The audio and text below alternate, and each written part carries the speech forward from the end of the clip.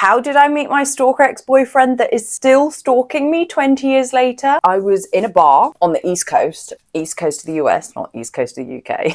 And he was a friend of a friend of a friend of a friend of a friend. There was just a big group of us. And he actually turned up with his girlfriend at the time and a bunch of friends that I sort of knew. And so that's where we first met. Probably said about 3 sentences to him. He seemed really normal. It wasn't like straight out of the gate he was giving off stalker vibes. I left the bar that evening, and in fact I actually left the country because I was living in the UK at the time. I went back to university in the UK, and that was our first interaction. Then like a couple of months later, he slid into my Facebook DMs because that's what we did in 2008. And we emailed back and forth. He was no longer with his girlfriend. Nothing serious, nothing heavy. Again, seemed normal.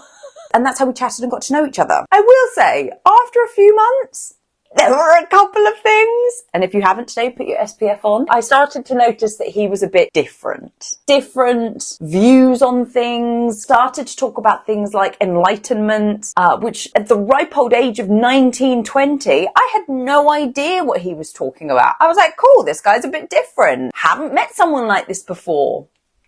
I will also caveat this by saying my latter half of time at university, my mental health wasn't at its finest. I am part of the 1 in 5 group. And then when I graduated from university, I was like, okay, I'm going to go and I'm going to meet this guy back in the US. I had family in the town where he lived, so it just kind of made sense. And then we started to see the early signs.